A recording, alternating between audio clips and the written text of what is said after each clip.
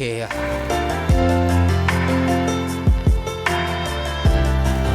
Ok, assalamu alaikum les auditeurs de la 99.0 Walfadjri FM. Mu nekk seen quatrième et dernier numéro de Black Label, seen rubrique Mouzimu. Jaajëfal équipe bi fi nekkoon ci fajar ba tey doo leen accompagner les techniciens, les journalistes, les animateurs. Mais ni aussi tamit waa service commercial. Jaajëfal panel yi ni accompagner ci liggéey bi, les fans club de Walfadjri aussi. Jaajëfal monsieur Djibi Ndir ci digital bi, mon frère Mohamed Khaliba. Mais ni aussi ñi nga xam ne aussi chaque jeudi ñoo ñu topp le slam, la poésie, la belle plume, ñu jaajëfalaat ñëpp.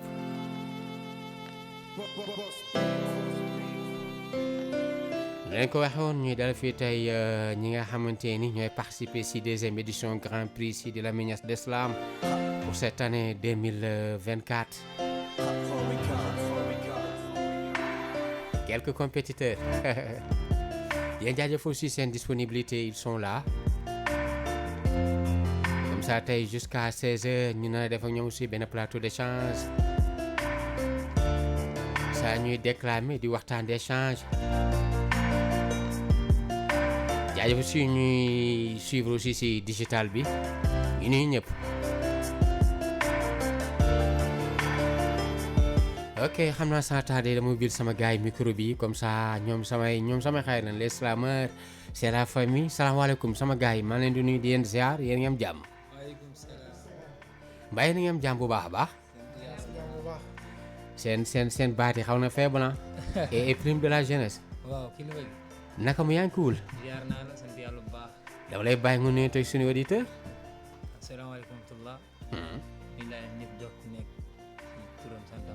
Macha allah. Le nom c'est Plume de la jeunesse. Oui. Artiste, poète, slameur, membre association Mama Africa. Mama Africa. Macha allah. à Kër Massar. à Kër Massar. lu tax seen association bi nga tuddee ko Mama Africa.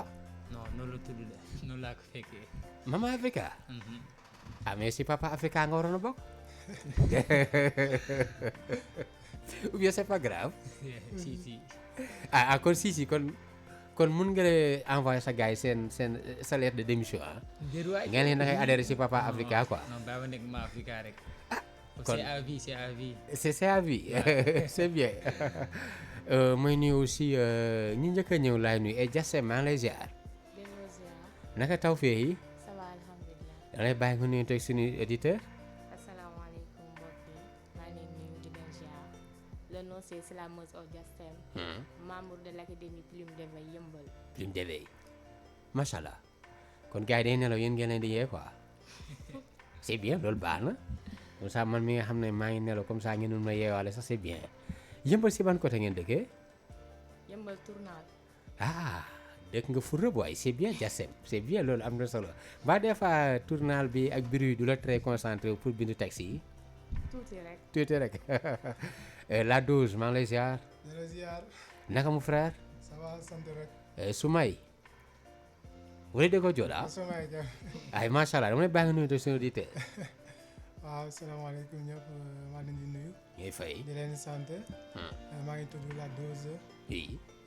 maa ngi dëkk Casamance je fais partie du collectif Slamansa de Bignona. de Bignona. macha allah seen collectif yi na la tudd Fafa Bignona. waaye Slamansa. Slamansa. Slamansa. ça veut Slamansa. dire que. Islam du roi. ah d'accord. Seydi Joola. les rois du Islam. ah d'accord xanaa kon ay rois rek nag y a pas de reine. si. ah kon mais kon da ngeen les rois et les reines. mais Mansa Mansa c'est juste pour témoigner que. waaw l'autorité quoi en fait. d'accord. voilà ça peut être un roi ou bien. maanaam ñi nga xam ñoo nekk au sommet. voilà une reine voilà. macha allah. SMD. naka taw fee yi. ça va sant yàlla alhamdulilah. maa ngi bàyyi nga nuyu ak auditeurs yi. salaamaaleykum wa rahmatulah maa ngi nuyu ñi ma bokkal plateau bi. di nuyu ñi ñuy seetaan ak fi ñu mënta nekk ci Sénégal wala bitim réew. macha allah di leen ziar bu baax. loolu am na solo. yow si ban mouvement nga bokk SMD. man maa ngi Mama Africa. ah yaa ngi Mama Africa mais xanaa jigéen moo initié affaire bi. non même pas. jigéen mooy lépp. waaw. mais base mooy àdduna. man daal man vraiment man ou bien tudd ko papa et maman Africa quoi vraiment mais c'est bien loolu am na solo prime de la jeunesse qu'est-ce que tu fais dans la vie yow lan ngay def J'apprends. élève nga Oui, je fais des études. élève wala étudiant Élève, pour l'instant. pour l'instant Mais cette année, je vais faire des formations, Inch'Allah. ah d'accord kon da ngay jógee ci pédagogie dem ci formation bi Inch'Allah. ban formation nga bëgg a def Informatique. BT. ah macha allah dafa bokk maanaam ci say Gis-gis quoi. ci say gis-gis quoi Inch'Allah. kon yow xalante nga ci wàllum machine quoi Loolu laa bëgg. macha allah c'est bien Inch'Allah. loolu kon am na solo Trop. kon war nga amaat tuuti aperçu sur téléphone comme ça bu nit ñibbi sama téléphone nga am yoo ma si rek leer Inch'Allah. Jassem lan ngay def dans la vie Je suis étudiante à l'université numérique Cheikh Hamidou Kane. ah université numérique lan nga suivre foofu Multimédia, internet et communication. ah kon de am na xam naa ma ci du ñàkk nga am benn soutien boo ñu indil ñu fii si Walfadjri Ok, Inch'Allah. yéen a ngi avancé foofu Ñu ngi avancé wu. mais seen monde bi xaw na saturé léegi ah Saturé trop. léegi luy solution bi nag Jàpp rek doo bàyyi. jaatoo bàyyi ou bien xool yeneen raccourci D'accord. Boole nañ ko formation mais ça va. ok waaw micro bi mën na la gën a jege foofu en général yéen ñaata at ngeen def pour mën a génn foofu combien d'années Ça dépend rek yaay xool rek. ah yaa xool heure bu nekk nga génn Boo doyee day génn rek bu leneen am nga capacité waaw pour génn rek nga génn. de ah mais loolu yomb na ah loolu de kon neex na yaa xool heure bu la neex rek nga génn kon c'est bien kon loolu am na solo multimédia mais di ngeen jàngal foofu ay infographie montage ou bien foofu lépp li ngeen jàng fa ou bien Oui, ah kon loolu am na solo kon am nga notion ci infographie tuuti rek. waaw kon final bi dina am yoo ñu laalal d'accord Ok, waaw Inch'Allah. la dose tu fais quoi Beaucoup de choses à la fois. ya kon yow homme 12 métiers nga quoi Ouais, si on peut dire ça. comme lan ak lan parce que gis naa sànq yaa ngi wax téléphone rek quoi Oui. Yàggul bu ma dugg ci entrepreneuriat. d'accord may jënd di jaay. waaw En plus damay jàng étudiant là d'accord à l'université Cheikh Anta Diop de Dakar may suivre philosophie. oui Et parallèlement may def formation en business administration. oui Et aussi musicien là je joue de la trompette. macha allah ah kon li nga def bëri naa mais ban moo la si gën a neex yow Ah, l'islam et la trompette. mais entrepreneuriat bi aussi y a quelque chose hein Oui, il y a quelque chose là-bas parce que mais boo xoolee la voie de l'entrepreneuriat oui maa ngi koy am ci trompette bu may jouer. d'accord fa la jógee quoi. macha allah sànq yaa ngi naan jënd ak jaay xanaa joobee ngay jënd di ko indi fii Dakar ah sànq yaa ngi naan yaa ngi nekk si monde jënd ak jaay oui. xanaa jawwee ngay jënd ay géej gi di ko indi fii Dakar Non. Pour l'instant moom je vends principalement des instruments de musique. ah instrument de musique d'accord Voilà, ay trompette sans que ni ma doon téléphoné sax dafa am ay bagages yu war a ñëw. d'accord Mu am ñu ko commandé ma leen dina réglé. trompette seulement y a pas de carte de son y a pas de micro affaire yooyu Si am na des appareils aussi yu nga xam ne comme tous ces genres d'appareils là d'accord ñu ngi foofu noonu lu nga xam ne ça part en général dans la musique en dans fait. la musique Sonorisation instruments de musique tout ça. mën naa am si yow ay casque original waaye ah kon yow après maa ngi yow di ngeen gisante sur coup bi quoi d'accord loolu kon am na solo mais bu mu cher ah Inch'Allah. SMD SMD lan ngay def yow Mais comme il a bien dit, moi aussi je fais beaucoup de choses à la fois. ok Je suis étudiante à l'université Cheikh Hamidou Kane. oui Parallèlement, je fais une formation en agroalimentaire à agroalimentaire l'ENFEFS de Dakar. Voilà, initiatrice d'accord d'une entreprise en agroalimentaire. macha allah Voilà. mais agroalimentaire bi xaw na sensible naka ngeen di def ba servir clientèle bi loo xamante ne ni di leen indil benn perturbation ci seen aspect sanitaire waaw dañuy jéem a respecter mesures d'hygiène yi ñuy jàng rek. ba nga xamante ne du am benn problème du am benn souci. d'accord Voilà. ah kon baax na ak dose yi aussi mën a yemale aussi waaw proportion yi ñu ngi koy jéem a respecter. ok kon baax na mais est-ce que sénégalais yi ñu ngi accroché vraiment si yenn produits locaux yi Voilà parce que mën na am desee nañ koo xam de. mais ñun suñu rôle loolu bokk na ci. mettre en valeur kii produits locaux yi nga xamante ne muy nekk ci dëkk bi. d'accord parce que la plupart dañuy gis que ni produits locaux yi dañuy toog di xoole rek ñeneen extérieur ñoo koy jël di ko transformer ñëw di ñu ko jaayee lu ko ëpp. ça c'est vrai. waaw bokk na tam ci loo xamante ne bëgg nañ kaa xeex. incha allah loolu am na solo. loolu am na solo mais y a pas aussi amul benn mélange bu chimique toxique. non 100% naturel. 100% naturel loolu kon am na solo mais nag gars yi nee na fii nag nee na bu amul chimique bi du neex parce que neen chimique bi mooy yokk cafka gi quoi. ñun tamit am nañ ay kii de ci biir. d'accord kon baax na ay affaires yoon si muy def comme ça mu mun a remplacer yenn saveurs yi si suñu langue yi. waaw mais naturel macha allah da ngeen si boole théorie di ko jàngale pour gën a mun a xam vraiment noo leen di joxe Sénégalais yi lu baax dafay amaale diététique ou bien. waaw formation bi. waaw théorie la plus pratique te ñu sax ay élèves maîtres lañ bu ñu génne dañoo war a jàngale ci domaine agroalimentaire. d'accord moo tax théorie la ñuy njëkk a def. war a def pratique. macha allah kon de final bi bu ñu amee xaalis defal artistes yi résidence artistique kon du ñàkk nga formé waale kon yeneen finalistes yi. loolu dina sem solo en tout cas vraiment plaisir la tey ñu toogandoo fii sekkandoo suñu lii ñuy def di waajal si suñu demi-finale bi qu'est-ce que ça vous fait sama gars yi mu nekk benn question boo xam ne tour de table lay doon vraiment ngeen bokk su compétition grand prix Sidi Lamine de Slam bi prime de la jeunesse ma commencé waat si yow. waaw salaamaaleykum. oui. asalaam. xanaa kontaan rek. d'accord. sant yàlla toujours rek. xam ni moom war nañu ginnaaw quoi. dëgg la à chaque fois suñu ko taalee loxo mu jox mu def si dara. ça c'est vrai. c'est ça. macha allah kon loolu am na solo. trop. macha allah mën nañu commencer déclamer ou bien ma mën a xam ku nekk seen lu tax moo amee engagement bokk ci compétition grand prix Sidi Lamine Niass bi su ma ko may def mooy tour de table. oui. wala mu commencer ci Justin. Justin la moo la motiver ba nga bokk ci grand prix Sidi Lamine Niass de Slam bi. comme artiste slameuse rek. oui. compétition am na mais foog ma inscrire dem montrer sama talent. d'accord. loolu moo ma dugal ci compétition prix Sidi Lamine bi. montrer sa talent ak remporter 500 000 ou bien juste montrer sa talent. Justin. yàlla baax na ñu bëgg na ñaar yëpp. les deux. SMD. mënoon nañoo jox góor ñi honneur bi de mais grave. oui d'accord. comme daaw bokkoon naa. alhamdulilah demoon naa tamit ba final.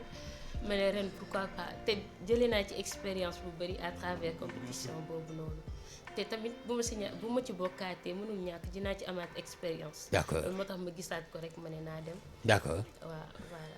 kon yow day nekkoon maanaam une pierre trois coups maanaam montrer sa talent. bokkaat ak remporter 500 000 yi. ak expérience bi ok c'est bien. prime de la jeunesse.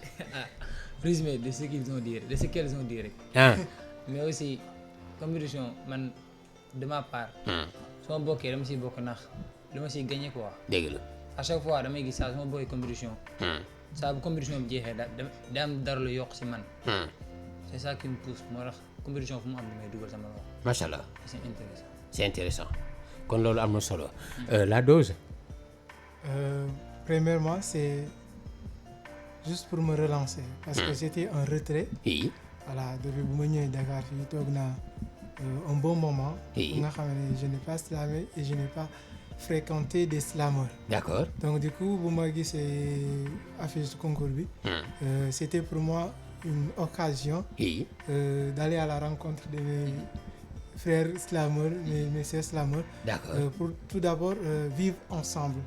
Garder toujours cet amour de la poésie bu ma am. D'accord. Pour ne pas ma ñàkk ko quoi. Et en plus il y a ce désir de perfection parce que boo bokkee ci compétition moom. Peu importe ce qui se passe, ça va te pousser à être meilleur que toi-même quoi. Ça c'est vrai. Voilà loolu et la finalité tous c'est nous le savons bien. C'est d'être champion. Et jël 500 jëndee ko ci sa trompette yeeg yooyu. voilà jël 500 yi jënd ko ci trompette yi di yokk xaalis bi rek. mais nag dinaa la wax dara de jóge Bignona nar a sauté région yëpp gàddu 500 yi nar a tëb Dakar tëb Fatick tëb Kaolack pour dugg ak Bignona 500 000 yi non Adama loolu bu yeboo naa la wax de bien nga protéger sa yaram bi ay béton fer lépp quoi mais vraiment xanaa ay Dakar Thiès Kaolack Fatick du la romb nga jël 500 000 di romb région yëpp quoi vraiment. dara yombul moom. Oui mais vraiment du yomb dégg SMD mu ne bàyyi ko rek. dara yombul moom waaye c'est en forgeant que l'on devient. baax na mais nag c'est xam naa rek même tey boo jëlee 500 yi boo ko yóbbu Casamance sax gars yi da ngay gis nga romb Dakar ñu rot ci 100 rombaat Diamniadio gars yi rot ci 100 waaye Yeumbeul aussi foog ñu rot ci 75 rek naa 50 000 nga yóbbu Bignona quoi mais c'est bien loolu kon am na solo defe naa suñu tour de table bi jeex na ok c'est bien gis nga sama fond de son bi prime de la jeunesse yow yaa ma njëkk a déclamer waaw bi baax na volume bi wala ma yokkaat ko ci yow baax na ci yow dama bëgg nga tegal ma ci dara wala ma wàcce la lépp nga déclamer ma nii comme ça ok kon c'est bien kon vas-y plume de la jeunesse. Salam. Salam. Khimit Salam, là où le Salam s'enflamme de terre en terre pour conquérir l'univers. Navire blanc sur terre noire embarque des matières premières des créations et paroles de l'homme noir. Ces paroles sont transformées en des mots et des lettres par les colons d'où naît la tradition écrite chez nous. Destination vers la terre des colons. Le navire glisse, les mots se noient, l'encre se dissimule, apparaissent en forme d'écriture au-dessus de l'océan, qui seront transportés de vague en vague, passant de l'Indien, l'Arctique, l'Antarctique, le Pacifique, faisant le tour du monde pour se déverser à l'Atlantique. Retour au point de départ de l'homme est apparu à la première fois dans l'os d'une femme surnommée Lucie, et vous savez que la femme est le socle sur lequel toute vie se fonde. Donc, nous sommes le premier navire du monde, là où la réflexion de cette innovation a pris naissance, là où la fabrication de cette création commence, là où les premières textures avancent, là où la parole a fondé, gaillard d'histoire mémorisée par ses griots mais piratée par ses pyromanes. Eux, ils considèrent notre très chère Afrique comme une terre de fric. L'orage s'annonce, le temps s'illumine, la honte s'amessit, mais l'histoire fait sa révolution. Tant de siècles passés, tant de tragédies dépassées, car ils ont vrai notre trésor, utilisé nos génies, marchandé nos grands-parents, mais nos légendes resteront toujours éternisées. Ô Africains, aux fiers de l'être, souvenez-vous les pas de nos pères sur le sol de pierre. Ils ont beau combattu pour cette terre, refusé les chemins de fer et complots militaires. Ils ont tant subi de mal, leurs coups enchaînés, leurs dos fouettés, massacrés, le travail forcé ils subissaient, leurs femmes violées, leur santé abusée. Âme viatique cœur, cantique au fond pleure, niche pleure l'Afrique. Je confirme qu'au silence de cimetière, je donnerai ma foi portée à l'honneur gauche comme une symbole de paix et de respect pour mon très cher Afrique. Allez, venez ensemble, visitons la carte de l'Afrique. Bonsoir Tunisie des cavaliers du sobre. Bonsoir pays d'Afrique du Nord, de l'Est et du Maghreb. Mauritanie la bergère, l'Algérie, le Maroc à l'appel constant du Miazan. Terre de feu du Tchad, cap sur les vestiges des pharaons. Temple de l'empereur noir d'Éthiopie, visitons la capitale Khartoum du Soudan, traversons le Grand Massé, le centre et le sud-ouest du Kenya et le nord de la Tanzanie. Une petite pause à Lusaka, l'aimable capitale de Zambie, Malawi, Mozambique, pays situé sur la côte orientale de l'Afrique. Bienvenue au Botswana, du Gaborone et le Zimbabwe, ancienne cité d'Afrique australe. Bon réveil à l'Afrique du Sud, du Grand Mandela, Namibie, Angola, Zaire, Togo, Rwanda et du Grand Fleuve Congo. Entrez au Cameroun, welcome Centrafrique. Ouganda, Nigeria, Ghana, prenons souffle sur le côte de l'Ivoire. Ensemble, vers la magnifique ville Burkina de Sankara, la patrie ou la mort, nous vaincrons. Bamako du Bambara, Bama Eko qui signifie littéralement marigot de crocodile. N'est-ce pas, vous êtes surpris? Niger, là où passe la troisième fleuve d'Afrique. De la Guinée des merveilles et fruits mûrs et la Gambie des anglophones noirs. Parvenir à Destination Dakar devant le majestueux monument de bronze. La belle et humble capitale des lions de la Teranga et de Chiranta. C'est ici que la ville s'arrête pour cette terre du marché sèche. Et je vous dis, aux Africains aux fiers de l'être, là-bas au bord des tamariniers et l'olivier de Chafleurie, c'est l'Afrique qui prend un nouveau départ. Donc, confirmer le passé pour affirmer le futur, c'est notre gloire et notre ajout. Plume de la jeunesse, savoir partager. Slave. Slave. gars bi taxaw na avant mooy ñëw moom si commentaire bi SMD ban commentaire ngay am si li nga dégg. voilà texte bi cool na complet na macha allah. waaw te aussi style bi mu ko bindee macha allah. d'accord bi te li mu ciy wax tamit c'est vraiment intéressant. d'accord Afrique te convaincre na ñu. comme par exemple ñun war nañoo mën a xam. kii ñu am maanaam dayoo bi ñu am. ak Cheikh Anta Diop comme genre ñoom ñëpp ay références lañ. d'accord waaw mën nañoo relever Afrique ca kaw. macha te allah bañ a gëm li ñu gëm loolu ndax torturé nañ ñu ba ñuy bëgg a dee. dégg nga suñuy maam voilà. macha allah loolu am na solo Justin. c'est cool de texte bi. ah cool na c'est très cool ça. gis nga si sa bopp. oui. ah macha allah ndax am nañ fi ay roy waay yu mën a roy. kon Oui. jarul ñuy jéggaani feneen. d'accord macha allah la dose. maa ngi gis ni texte bi c'est génial. On sent nettement qu'il s'est vraiment inspiré oui de l'Afrique, mais lu ma gën a bëgg dans sa façon de déclamer, oui c'est que chaque strophe, je peux dire, oui avec sa musicalité bu mu koy yoxee la voix nu mu koy comment dire adapté. parce que bi mu ñëwee ba Mali dafa mel ni kuy wax bambara. Voilà. la voix nu mu koy adapté Oui. à chaque sentiment qu'il veut faire passer. d'accord dafa am cohérence bu nga xam ne. bu extraordinaire am. macha allah. prime de la jeunesse bi ñaata temps la jël pour nga bind lii. ah yàgg na de. oui yàgg na oui vraiment laaj na recherche yu sori aussi waaw macha allah biw bii lan la texte bi biw bi c'est quoi. sensibiliser les jeunes si wàllum connaître le continent quoi Afrique. dégg la. parce que on dit que l'Afrique moom mooy mère mooy yaay. oui mais ñun gisuñu comme boog li ñu defaral. d'accord parce que je pense que ni moom lu mu yor yëpp. aux alentours la koy jox. D'accord. pas ñun. macha allah. moo tax texte bi bind ko pour sensibiliser. d'accord dama gis bi nga ñëwee ba Sénégal waxoo Gorée waxoo dara mais da nga ñëw suñu monument bronze bi quoi. nga mettre en relief. pourquoi. parce que quand on parle de Sénégal oui gars yi on met l'accent au monument de la Renaissance. d'accord parce que je pense que ni boo génnee foo mënu taxaw boo nee monument de la Renaissance africaine oui dañuy xam ne tu parles du Sénégal. d'accord moo tax ma jël ko mu représenté ko comme Sénégal ci biir texte bi. macha allah kon loolu am na solo en tout cas jar na gën a war na gën a mun a exploiter lii. parce que aussi képp ki nga xamante ni vraiment Afrique ñor na la. war na mun a tamit gëstuwaat texte bi laaj na écriture beaucoup de vidéos ak aussi tamit nga déclamer ko partout si amphi yeeg si saal yeeg partout quoi. vrai hymne la macha allah. baal ma tegal SMD beneen fond comme ça ma xool donc instant man maa ngi si mouvement waa Mama Africa Mamaay Papa Africa SMD bi baax na c'est bon ok vas-y SMD. Slam. Mes mots, une légende, un conte qui compte. Écoutez ce que mes mots vous racontent. Mes mots, une légende, un conte qui compte. Écoutez ce que mes mots vous racontent. Rendez-vous compte qu'à chaque fois que je vous parle, je ne vous parle pas de moi, non, mais de vous. Cela peut sembler fou, mais je suis vous et parallèlement, vous êtes moi. Alors, quand je vous parle de vous, je vous parle de moi. Quand je vous parle de moi, je vous parle de vous. Mes mots sont les miroirs qui reflètent votre âme. Dans mon art qui est le slam, j'utilise mes mots pour soigner vos maux, dissiper vos douleurs, vous éloigner de la peur.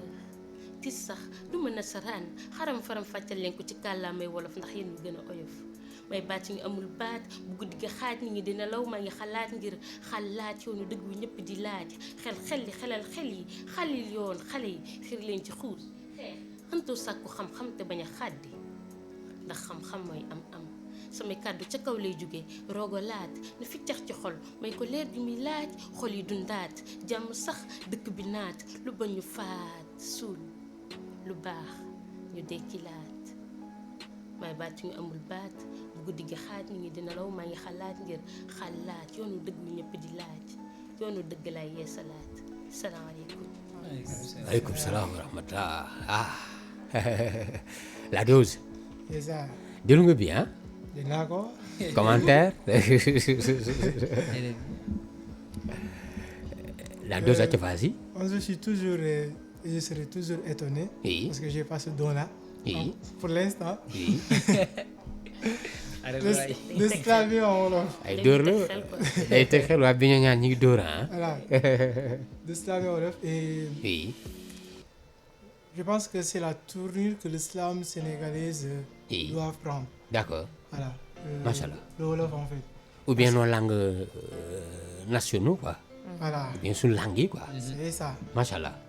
Parce que là, on comprend mieux. Lu ñu bëgg a wax. oui Et la musicalité, c'est hors norme en fait. Ça, boo xoolee. Oui. La musicalité bu ceux qui slament en langue wolof là. Oui. bu mu lay jox. oui Nous qui slamons en français. Amuñu loolu quoi en fait. macha allah Et c'est très original en fait. d'accord C'est bien.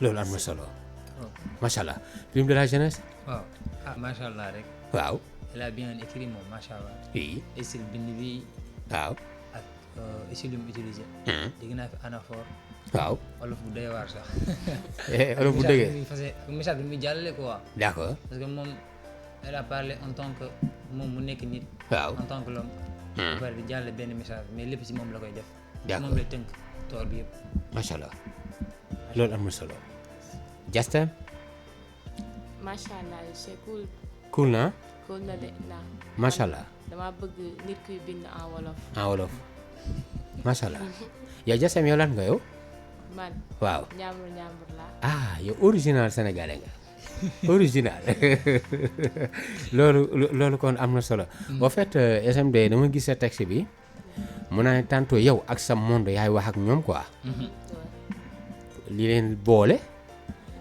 benn instant tamit am na say engagement yu jëlaale si texte bi dama xam ba xam loolu nag benn défi la je ne sais pas mais ban message nga bëgg a def yow par rapport ak yow ak sa public. voilà man en tant que poète slameuse oui man maay wax d'accord te bu may wax presque damay jël à la place des autres xam nga des fois nga bind texte boo xamante ne dafay mel ni yow la ngay wax Oui. ñëpp naa waat ci boppam lay wax alors que nekkul yow la ça c'est vrai ki ngay wax ñi ngay wax dañ see war a gis seen bopp parce que slameur moom dafa doy waar nu ko neex lay bindee dégg la ak aussi tamit foofu tamit wax naa fi ak poète yi parce que la plupart poète dafa war a xam rôle am muy bind daa war a xam lu tax muy bind loolu noonu mën naa kaa wax pour man mais bu ma koy wax slameur yi wala poète yi tam dañ cee war a gis seen bopp ça c'est vrai waaw macha allah kon loolu am na solo comme munoo ne benn pacte la c'est bien kon bàyyi ma dem na xoola ji plume waa Bignona quoi waaw ñu xool voilà li naan green zone verte bi quoi mooy zone bi ëpp taw ci Sénégal la dose déjà dose mooy lan man je ne sais pas xaw ma mu siy fi Bon, la dose, ça vient de loin. ok Oui. Déjà, je me nomme Adama Sané. waaw Et dès l'enfance, les gens m'appelaient genre Jean Ado, Ado. Adama, tout cela. d'accord Et dès que j'ai atteint un peu l'adolescence, Oui. j'écoutais de la musique. Et j'écoutais beaucoup trop La Fouine. la fuite oh là là Ah, La Machallah. Fouine, il était mon rappeur préféré. le rap made in Panam Voilà. d'accord Je l'écoutais tout le temps en fait. oui Et c'est de là que je me suis inspiré du là. Ok. Et dose bi dafa jógee si sama tour. Du coup D'accord. comme ni nga doon wooyee tout cela. macha allah Ouais. pour man ay dose su café la sax quoi mais c'est mais nag waroo fi bàyyi Youssoupha di déglu la fume quoi vraiment Youssoupha est plus fort que la fume Oui, Youssoupha. Mais Oui. autant Oui. je ne connaissais pas Youssoupha. d'accord Voilà, Youssoupha léegi laa ko xam. Et D'accord. j'ai commencé à l'écouter. ah oui Peu. oui Bon, mais pas trop. Mais après, je me suis tourné vers Capitaine Alexandre. ah macha allah Ouais. c'est bien loolu am na solo léegi kon baal ma jox la benn fond comme ça ñu xool plume Bignona vas-y la dose Slam. salaam Je vous offre cet art, mûr comme compagnon de vie. Je vous offre cette poésie comme armure métaphysique. Je vous offre ce refrain comme itinéraire dans la vie. Écrire juste, juste écrire de la poésie. Du mot au vers, du vers à la strophe, de la strophe au texte et du texte au livre. Je livre. Je livre des messages, des chiffres, des passages. Je délivre des âmes loin de la guive des drames. J'enivre des femmes. Je chante la flamme. Je slame. Je fais de la poésie. La poésie qui chante. La poésie qui charme. Poésie qui chante, poésie qui charme. Et je laisse ma plume à l'inspiration nubule des cœurs fulgurants. Je trinque full time aux âmes grandioses, aux vies qui défaussent et puis à l'amour qui ose. Je marche. Mes pas cloués à la vie, je m'abandonne aux rêves crucial de mes pensées sans averses, adverses. J'étale mes afflictions, mes battements et puis je fais du slam. Je fais du slam. Pulsion. Loin des larmes de l'aurore, le monde me détournera son regard. Les gros révolteurs me diront que je ne suis pas rebelle, mais quand même, l'amour tue la haine. De là, je m'efforce à être honnête. Rien d'autre qu'une goutte de larmes dans vos artères, sensible à chacun de vos tremblements cardiaques. Je suis artisan de la flamme et c'est de mon sang que les rosiers peinturent vos déclarations d'amour. Oui, je suis un slamour. Les grains d'amour chemins dans vos jardins, des bennes pétries par la noire couleur. Non, ma noirceur point n'est une couleur, mais une culture. Je slame l'espoir dans l'étang du gène des ténèbres, Afrique. Ma parole s'éclate depuis les ténèbres accouchées par la France-Afrique. Mon stylo est une dame, mêle. Il a fait de moi une voix, un parolier sur scène. Je suis fils de Mombol, la voix qui s'extasie à la paix du bois sacré. Je suis la dose, artisan de la flamme dans les lumières fleuries, les grains d'amour dans vos jardins d'ébène pétris par la noire couleur. Non, ma noirceur n'est une couleur, mais une culture. Slam. Slam. Ah, Bignona. Machallah, machallah. Justin dégg nga lii. dañuy nëbbu boppam kii. mbaa daf leen bëgg a waaxu. dañ doon nëbbu boppam. lan nga découvrir ci moom Justin. c'est top de. Ah bon mu jàngal ma. ah bon. dinaa teg xalima bi dem mu jàngal ma. macha allah kon loolu kon am na solo c'est bien. Prime de la jeunesse. Ah, machallah. ah. Il y a l'éloquence, oui. il y a l'élégance Oui. et la pertinence. macha allah. ñetti yëpp la boole. texte bi. trois il yëpp a la parlé de boole. l'amour qu'il a de la poésie. oui. macha allah. Machallah. kon loolu am na solo. SMD. waa kii kay dañoo nëbb boppam sans waa Casamance dañuy nëbbu seen bopp quoi. loolu la de macha allah. texte bu mu fi déclamé moom macha allah te li mu doon apprécier suñu texte yëpp am na ci D'accord. texte am franchement comme mu ne ma dafa baax rek quoi. daa baax rek dafa baax rek. au fait la dose. ah vous êtes un grand littéraire ah. xanaa série L la nga nekkoon. poésie ma ne xanaa série L la nga nekkoon. Ah, c'est réel. d'accord macha allah. au fait mën naa xam réellement sens bi c'est quoi maanaam tey contexte bi c'est quoi lan nga bëgg naa c'est comme message. Ce texte, tout d'abord, c'est un texte de présentation pour dire pour dire aux gens qu'il faut trouver du temps pour méditer sur la poésie. Parce qu'elle est à base de toutes choses, en fait. Et maintenant, c'est la suite. oui. C'est pour dire que l'islam, la poésie ne se limite pas seulement d'accord à l'engagement. d'accord. Ne se limite pas seulement à ça. Il faut faire parfois divertir les cœurs, parler d'amour. Et en même temps, je dis que même parler de l'amour, c'est aussi de l'engagement. Parce que quand il y a l'amour, oui. la haine n'est plus. ça c'est vrai. Donc, c'est en gros ça. oui. Et aussi, si vous remarquez bien, j'ai dit que j'ai en fait ma pensée personnelle qui, je pense que la noirceur ne devrait pas être une sorte, on ne devrait pas l'avoir comme une couleur en fait, d'accord. mais une culture. Une culture, parce que, machallah. voilà, c'est ce qui différencie les gens en fait. oui. Je pense que la couleur, ça ne doit pas compter, mais les cultures qui sont en nous en fait. Machallah. Loolu am na solo di naan kon faites l'amour mais pas la guerre. Monsieur Mat Salam est gravement en retard. Je ne sais pas ba xam tax boobu dañu koy te pousse micro yi ku nekk jël 10 coups. Mat Salam. ñu ngi koy tuub bu baax. te pourtant lekkaguñu dara de. Lekkagoo leen dara. gisaguñu dara ñoo ngi nii xanaa gerte caaf moom ñuy naan naa café loolu moom moo di étudiant la. loolu mooy maafe maçon. macha allah. mais yéen a ngi am jàmm. macha allah alhamdulilah sinon ça va yaa ngi ci jàmm. alhamdulilah nuyul te Sénégalais ñu ngi lay déglu nga nuyu leen. macha allah donc suñuy mbokk auditeurs ñu ñuy déglu. oui. donc ñu ngi leen di nuyu bu baax a baax. macha allah maa ngi wuyoo ci turu Mat Salam. Mat Salam artiste. ñenn ñi xamee na ma ci turu Hamidou. Cissé comme samay mbokk Fuutanke yi. halpulaar bi salmini yoon mu ni kala inde mu yettooriwul. macha allah donc aussi samay mbokk étudiants yi aussi ñoo xam ne jot naa nekk ak ñoom. ñu nekkoon UGB. ba su ma jaaree Matam bi si am na ñu ma xamee ci turu Moussa Amadou Thioub. oui. donc voilà maa ngi leen di nuyu gars yi bu baax a baax. macha allah ñëpp ñu ñuy déglu maanaam ci fréquence bi. oui di leen jaajëfal.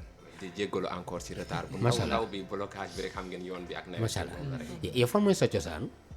man région de Matam. maa ngi jógee dëkk bu ñuy wax Ali Wuri bu nekk ci commune de Nguédjilone. côté Mauritanie la. waaw côté Mauritanie la ba ngay jéggi rek. dugg Mauritanie. macha allah kon yéen Mauritanie yéen ay presque ay Mauritaniens yéen a. waaw d'une certaine manière foofu moo naan maayo ala Kérul maayo woon ak Kérul. maanaam dex bi du frontière. d'accord donc benn la. macha allah benn la am nañu beaucoup de parents ñu nekk Mauritanie. vice versa donc alhamdulilah. lan nga defee dans la vie. Bah, de tout et de rien d'une certaine manière. Actuellement, maa ngi manœuvre maçon. manœuvre macha allah dina jaaxal ñu bëri donc mais c'est ça la vie. étudiant buy def manœuvre maçon. expérience la àdduna lool la. danger bi rek mooy toog wala di jéem a jël yenn risques yi. donc mu doon loo xam ne possibilité ñu mën see lancer message à sunu jeunes frères et sœurs. macha allah ñuy déglu. di jël di tayle seen bopp yenn ñi di dugg si yenn yi wala di jël gaal gi di dem feneen. donc je pense que am na possibilité yu nekk fii si dëkk bi yu bëri ñoo xam ne mën nañ ko fi def. dëgg la donc man risque yooyu noonu bokk naa si ñoo xam ne dama koy xeex te dama koy bañ. donc dans ce cadre là jaral na ma nekk fii di fight ak lu mu néew ndax àdduna bi nit mënul am lu dul jeex. dëgg la te lu mënti dool di nga dem tamit bàyyi ko fi donc je pense que le minimum mooy que nga am li nga xam di nga ciy suturloo. ça c'est vrai donc ça c'est la moindre des choses en fait. macha allah moo tax bañ togg rek daal. macha allah mais à part loolu aussi tamit xanaa am na loo xam ne si nga professionnaliser aussi. man spécialité littérature comparée laa doon def UGB. d'accord séméticien mën naa ko ci woo un peu à part ça nekk si yenn entreprise yi xam nga rek déjà système ni mu demee. parfois mu nga intégrer c'est tout un problème. ça c'est vrai. à part ça maa ngi fii donc si yenn entreprise yi laa nekkoon en tant qu'agent commercial. nekk fi jóge foofu nekk si leneen aussi. donc di foraatu ndànk. kon mën na ne tu as galéré hein. kon galéré nga de. galère bi si la ñu nekk ba léegi si woo béton daal 10 grammes. kon yow gëm naa ne est-ce que doo jël 500000 yi ñibbi Matam. 500000 non ñibbi Matam boobu demaat foofu noos lay doon man dama bëgg investir système pour mu changer daal faaw entrepreneuriat bi gars yi mën koo yëngat un peu. macha allah donc nekk na loo xam ne vraiment ñor nañ bu baax a baax. yàlla dimbali woon. donc ba ñu mën a am lu mu xaw a tane tuuti. macha allah dinañ jéem a booster jéem a lancer aussi dara loo xam ne peut-être mu am benn ngëneel après. macha allah voilà loolu mooy. en tout cas su ma leeree ne boo gagné 500000 di ma jox 450 yi jël 50 yi man ma ñaanal la bu baax a baax mun naa la ñaanal bu baax a baax sax. saa nga jël 50 yi fay ma 450 yi quoi. amul benn problème yow defal tuura ñu gañu yi. macha allah gars yi yombal loxo yi tuuti. waaw jeex na comme ça comme ça gars yi ñu jéem a réer tuuti bàyyi la yow nga yeewu quoi. macha allah ma jël 450 yi jox la sa 50 c'est bien. macha allah sànq ba léegi nag bon gars yi dañuy déclamer ku ci nekk aussi joxe sa xalaat sa point de vue. selon li nga fi dégg. nee na bëgg na ñu ñëpp ñu àndandoo tournalu yëmbal. comme ça Jastem am na ñu jox après on va commenter ensemble. macha allah Jastem ma jox la dara ou bien ma bàyyi bi continuer wala ma jox la vide bi nii. ok d'accord c'est bien kon gars yi ko ñu déglu Adja Jastem ok c'est bien. salaam. ci diggante saafonteeg bëccëg ak lëndëm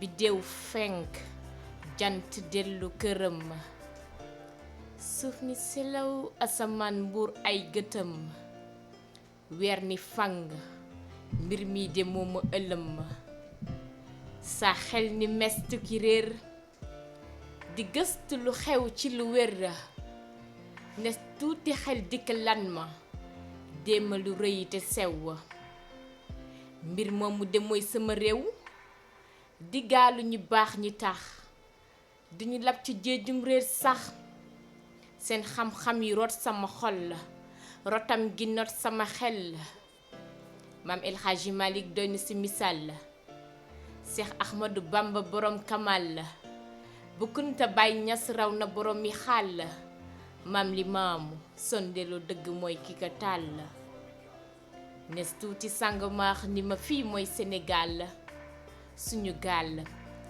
bii de doy na àll fii mooy teraanga dëkkum jalaal la guddi yegg si ma jël sama xalima wax bind lu ma neex ci suñu gaal sax samay lakaan wayal ma bir la ndax fii la jàmm ji wonkoo tax dëkk bi dëkk ci juddu ci nekk ci màgg ci bànneex bi jëlal fobal fonkal sàmmal yiiral aaral suñu gaal la Fuuta Tooro yeelaa baaba nee na mal amul ci ndaa dalli tëm rëmbitam ci ndaw rabbin lébu yi ñoo tàlli pël sa sàmmam ma lébu ca gaalam ma séeréer ca toolam dëgg-dëgg fii mooy gaalu kàngam ma yi boroom yi mu soox ba ci tengaa deg seeni layu yi jigéen yu mën góor te taaru jëmman mbooj Yaasin Buubu Aline Sitoé Diatta bañkat yene woon talaatay ndeer maam Rokhaya Njaay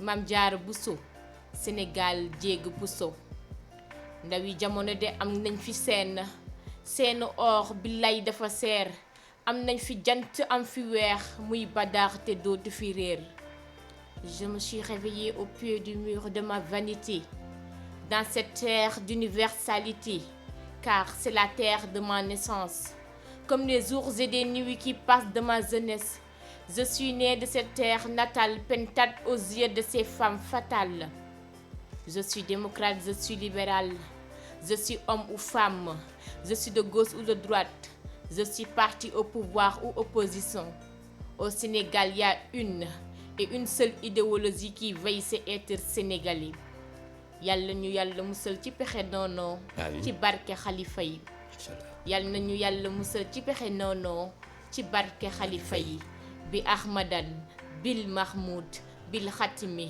bil rida wa bil mustafa bil muntaxa barke odal badri islam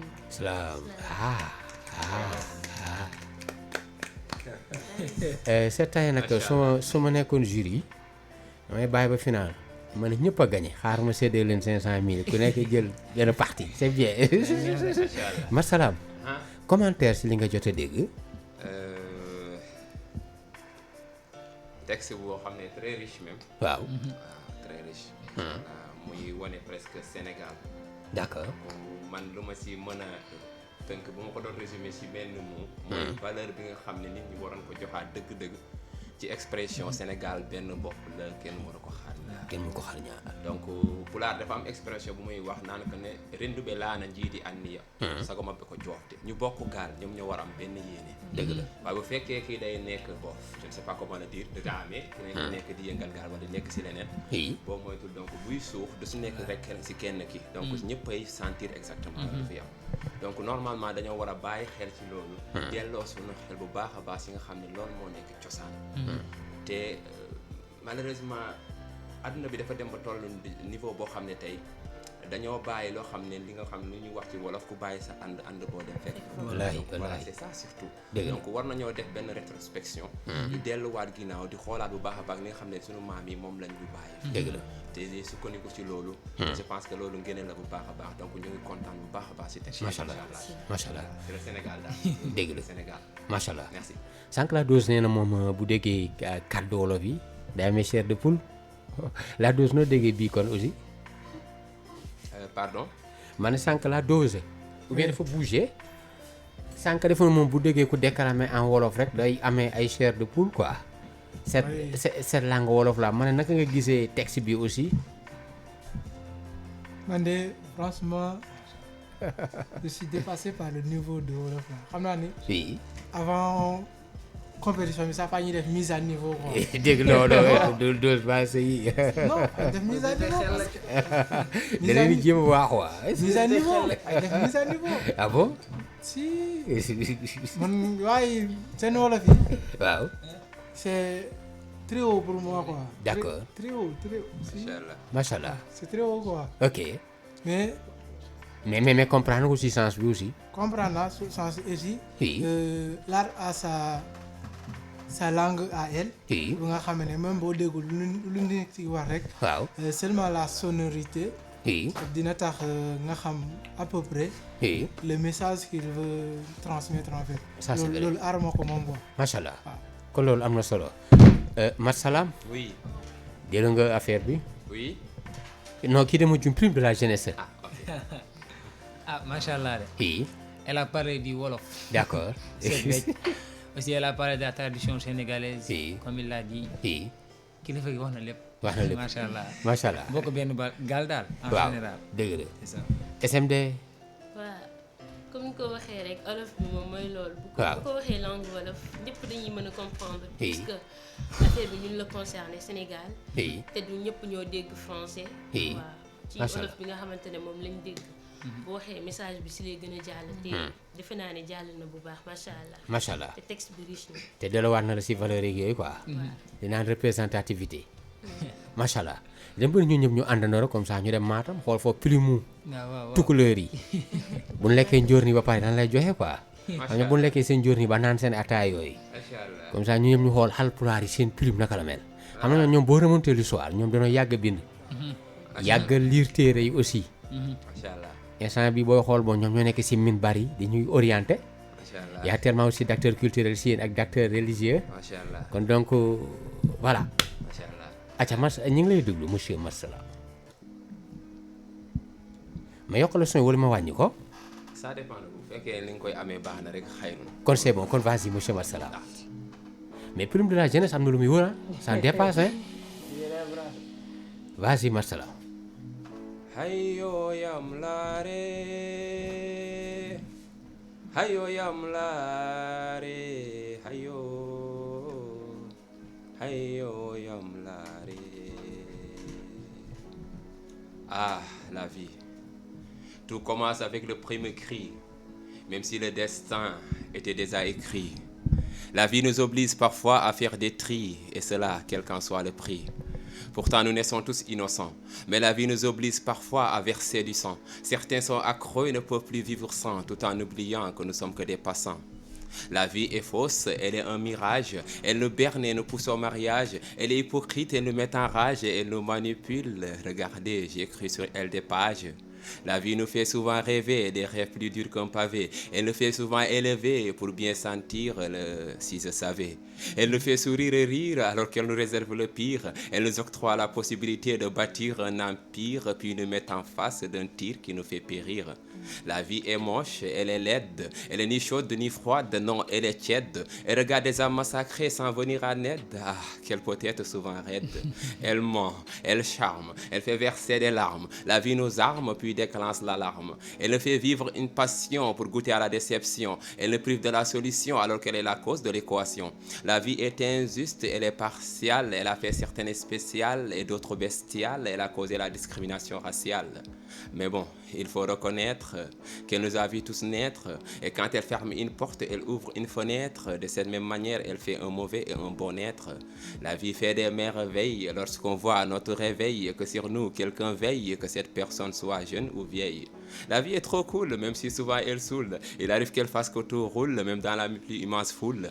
Elle mérite des louanges, elle est louable. Elle nous fait rencontrer des êtres formidables, de passer des moments agréables, ce qui nous fait des êtres et moments inoubliables.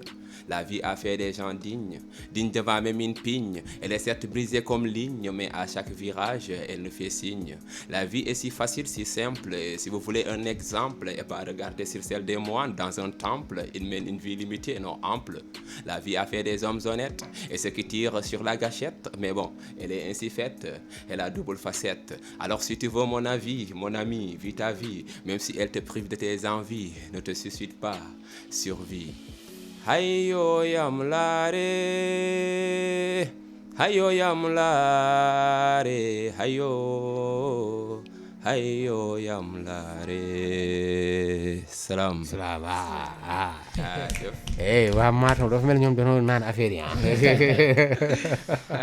au fait dafa am benn waay boo xam ne kuy defal seen spectacle humour yi.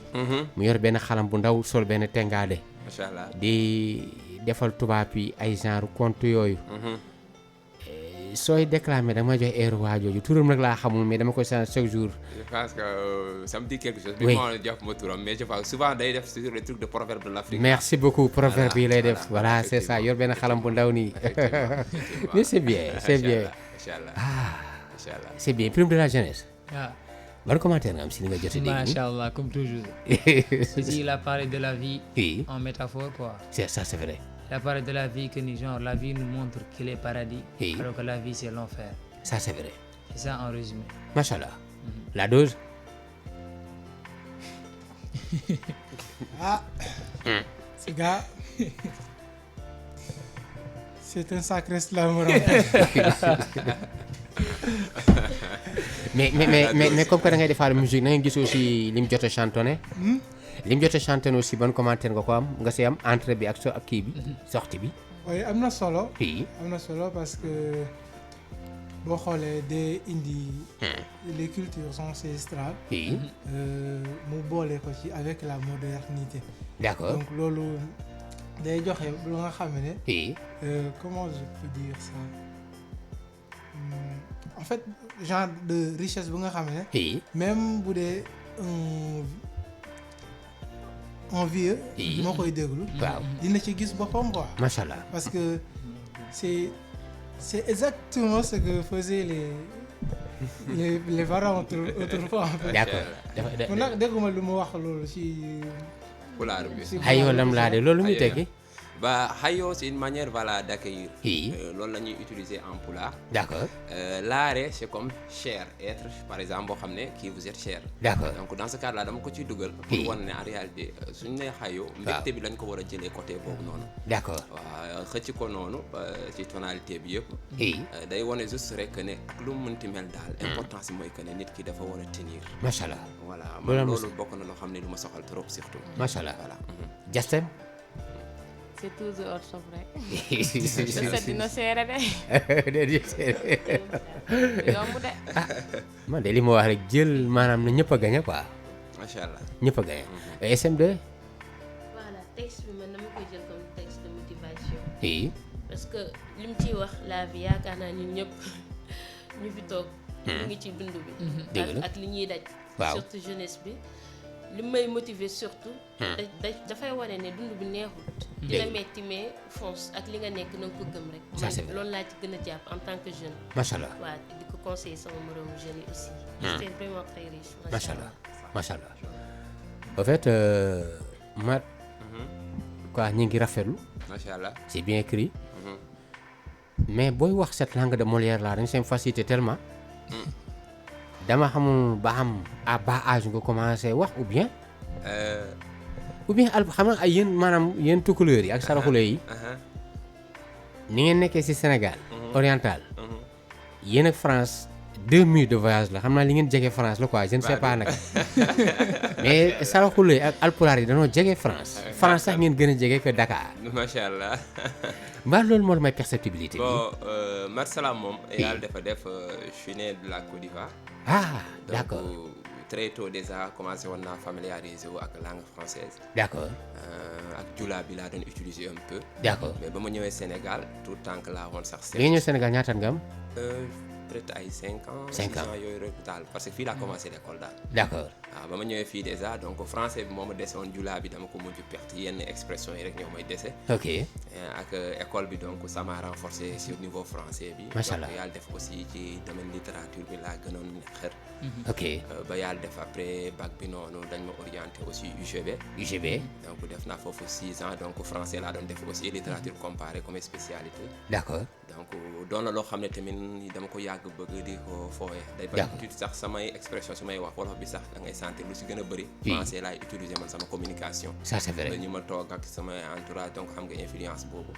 mooy waral que ne français bi dangay dem ba doon benn habitude bi si yow ci benn. Macha Allah. nga koy gën a perfectionner chaque instant.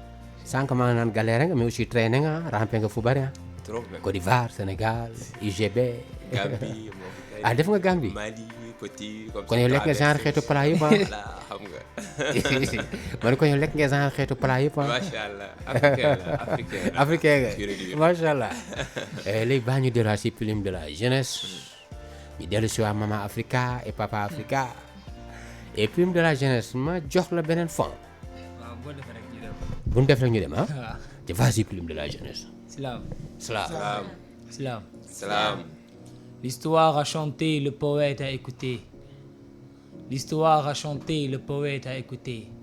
Enchanté l'histoire, le peintre peint le passé, l'écrivain écrit le dépassé, le musicien vit avec la mélodie échangée, l'artiste en général, c'est l'histoire son identité.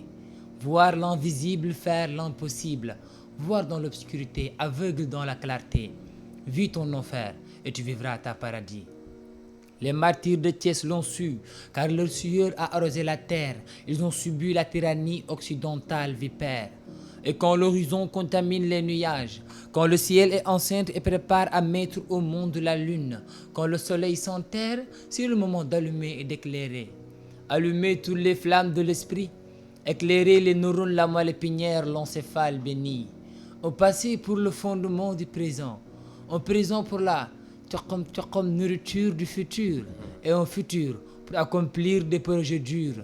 La réussite est au bout de l'effort, donc l'effort fait l'effort et les forts sont bâtis par l'effort. Sois fort pour qu'un jour tu quittes le carrefour pour atterrir vers des mines d'or. Écoutez vos yeux, éveillez vos sens, car chaque chose a son temps et chaque temps pour une chose a un sens. Le temps perdu ne peut pas se rattraper, donc attrapez le temps avant qu'il se perde. L'expérience fait la différence, mais la différence de ceux qui détiennent l'expérience. D'un clin d'œil, j'observe chaque voix, je vois, puis j'entends des voix. Et parfois, si la vie te tend la main, demande ta foi, car à chaque fois, les erreurs se baignent. Hors du foie, sourire d'une mère, paradis d'un enfant, plaisir du galère, fait du bonheur un absent. Le jour rêve un jour de devenir la nuit, et la nuit rêve une nuit de devenir le jour. L'amour dans son amour, on vit parfois la haine, et la haine dans sa haine, on vit parfois l'amour. La vérité, elle a bravé des tempêtes et traversé des champs de mines, creuser des tunnels puis bâtir des citadelles, alors que le mensonge a détruit des champs bénites, creuser des fosses sur la terre, puis installer l'enfer. Hey amigo, bois de l'eau ou tu préfères le vent.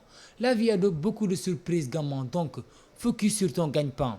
Et si la réussite change de chemin, rattrape-la avec le train, car le seul combat qui se gagne, c'est le rêve dans la main. Pilote de l'avion, des conseils dans chaque ville. J'y vais, même temps je veille, car à chaque fois je fais sonner la réveil. Hakuna Matata, bienvenue au royaume de Simba, le roi des animaux, l'ennemi de Mufasa. C'est ici le jungle des conseils. Une question pour 1000 réponses, une solution pour 1000 problèmes. Énigme que l'on défonce, avalanche dilemme. Plume de la jeunesse, savoir partager. Slam. xam nga des fois nit ki di nga jël soow bu bari mu lay neraloo ou bien nit ki lekk lu bari mu fër donc dama commencé ivre quoi seen liiri gi quoi je ne sais pas ba xam dinaa mën a continuer émission bi mais su ma demee ba mënatuma wax rek na kenn si ñëw fii sama place comme ça muy interroger ñi si des mais dama commencé ivre quoi dama commencé jël sama dose quoi mais c'est bien monde donner ak recevoir le monde de l'excellence dafa mel nag littérature moo dàq scientifique parce que scientifique même bu ñuy waxtaan sax doo ay waxtaanu dof la quoi ay x moins y plus xawma lan waxu dof la quoi vraiment scientifique créé ay bombe lu kenn xamul. non moo am ñoom si monde utopie la nekk ak artificiel mais lii mooy monde réel bi quoi tey day leeroon su ma doon fi ay scientifique ñu bëri changé on dit quoi parce que da la ñuy dof loo quoi ay x moins y plus xawma moins l'inconnu plus c'est bien SMD dégg nga lim déclamé nice kay. oui xëccal tuuti micro bi macha allah kon daa rien à dire mooy rien à dire si lim déclamé man li ma ci gën a neex mooy sentiment yi muy dégager. d'accord muy déclamer. oui franchement da lay attirer yow nga gën a am envie muy wax suy jeexal sa doo bëgg mu arrêter. macha allah vraiment c'est très cool. c'est très cool il est fort donc macha allah Masalam dégg nga oui effectivement dégg nañ ko. oui donc macha allah un d'accord texte très riche. oui donc boo xam ne mun boo ko déglu bu baax defee attention souvent sax lu lay gën a captiver mooy que ne rythme ak rime booy revenir nu muy jouer ak les mots mais en réalité dafa am ay leçons yoo xam ne yu am solo yoo xam ne ñu ngi si suuf a suuf boo ko bàyyi attention bu baax a baax boo bàyyi trop boo moytul nag nu muy temporiser affaire boobu noonu moo lay yóbbu mais en réalité da ngay am ay leçons yu bëri yoo xam ne nekk suuf bi nga xam ne motivation la ci biir foofu noonu texte bi yëpp presque loolu lay wax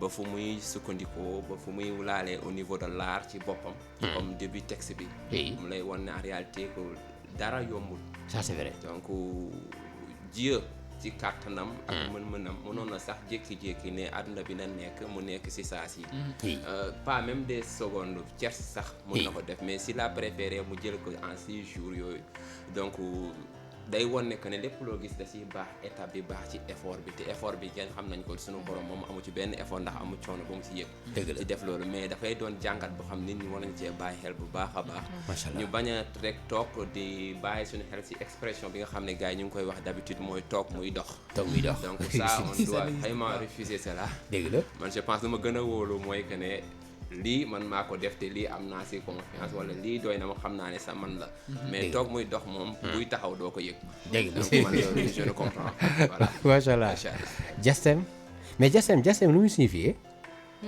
Jassem ça signifie quoi sacré yàlla bi moo tax ñu naan Jassem ah d'accord kon c'est bien commentaire texte bi moom bokk na ci texte bi ma gën a neex franchement macha allah ndax dafa riche liñ naan ñaw des na xamil des na xamil lépp mi ngi ci texte bi macha allah ñaw des na xamil yaa ngi indi yëfu njàmbu dëgg la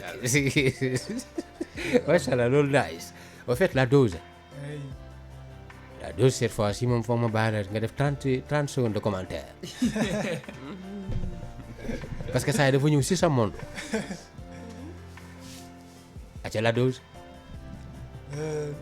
premièrement c'est que dafa am culture générale assez riche pour déjà s'aventurer dans ce monde d'islam en plus on sent nettement que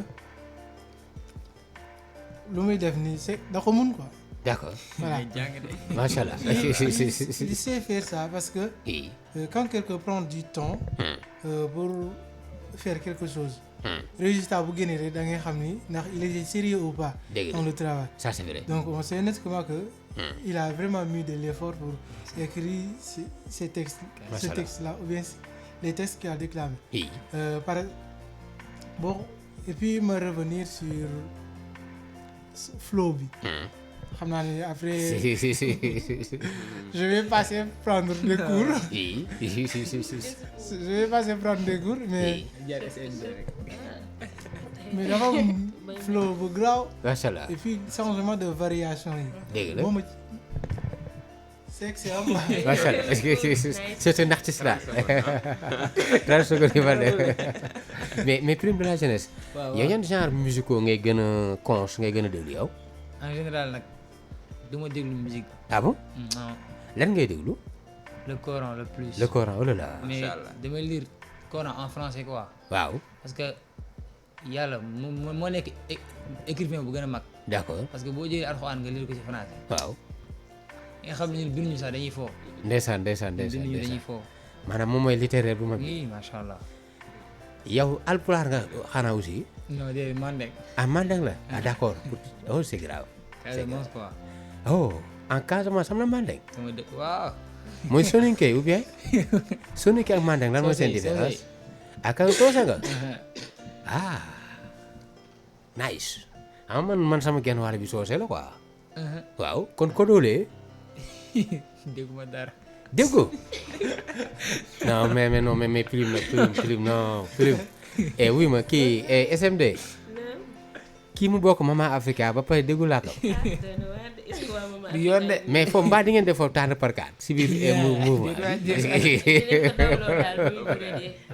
mais prime de la jeunesse jéem a ressourcé wu nag un peu incha allah waaw kon c'est bien def na naa SMD laa war a tegal quelque chose mu demal ñu dara SMD c'est bon xaar ma nu la may ñu xool SMD on vous écoute. doon yaakaaru kërëb lëmm tax ma gëlëm yi say man dong ci néeg ak li ma yëg ci lu kenn dul yëg njàqarik wéet di ma diri aay say soxla wër ma ëlëm ma tumu ranki di kël ma bañ a toogee neen di gàntu ñu ma wër sànku ndax yenn saay sax ma gëlëm réer dugg ci gaalu réer teg ba tukki teggil yaay njàqare doon sama mbébét doon ndaw nii la méttee yoon bi métti na tekki jafe na dëgg-dëgg doon ndaw sas la waaye wolof njaay nee na ku yàgg ci teen baag fekk ci la dóor waar ci la kon ndaw bul xaddi métti bul tay naaj yu tàng jot di lakke taxul nga goree di gore yenu lu diis ñakk di siit ci anam wu tiis dënn tooy nga sëgg di dóor waaroo tax ma ne la waaw góor faale woo naaj wala ker seddaay am tàngoor sa ëllëg ngay sóor rongañ yaay nga bëgg mu fer dëgg yaay gor xantoo ay fan bu mujjee génn yére bu rafet doonu sa mbébét montre bu bees dàll bu cheikh taloo ci lenn metti na tey waaye suba dina baaxi lu la sa ngóor a mayul du la ko xañ wallaahi yoonu ndaw du gaaw waaye fi ñu la fekkoon daaw nga la buñ la fa fekkaat bul yaa fuus fasal jom ni fas bañ ko la xas lu tëgg tas léegi si balaa ngay moom sa bopp mënal sa bopp gëmal sa bopp xam sa bopp wóolu sa bopp bañ la doon benn noppalu nag noppeeku gën àddina barada kaas yoru ko dëggale booy yi toog ci koñ bi xiim suba ba ngoon loolu daw ko ku lay sintu ci gaalu xaj boum la fa fekk ngay lekk c'est à toi de changer ta vie personne ne le fera à ta place ça faut que tu le saches jugal sa bopp balaa màgg di la bett jug jot na ne sois pas bête arrête de courir derrière les filles tey fii suba fee xamal ne lii du luy mujjee pense au moins à ton avenir que vas-tu devenir quel sera ton destin tic tac chaque seconde qui passe est irremplaçable ne gaspille pas ton temps pour des choses non rentables. Tes actes d'aujourd'hui reflètent ton avenir de demain. Alors prends ta vie en main et lutte pour le meilleur de ton destin. Chaque seconde qui passe est irremplaçable. Ne gaspille pas ton temps pour des choses non rentables. Tes actes d'aujourd'hui reflètent ton avenir de demain. Alors prends ta vie en main et lutte pour le meilleur de ton destin. Donc mooy ko war a defar jubal moytu di jàdd set sell ba noppi di setal donc mooy alal kon lu baax defal lu bon dawal sa der yow nga war a setal ndaw mooy doole kàttan ci digg ndaw la doore jugal daan sa doole ndaw mooy koom te mooy am jugal sàkku ji xam-xam lii ma lay may ëllëg ndam salaamaaleykum. waaleykum salaam wa rahmatullah. La dose laa njëkk a laaj la dose. La dose commentaire. Joli texte. Joli texte. C'est un très beau texte. Oui. Et puis, on sent qu'elle a vraiment pris du plaisir oui.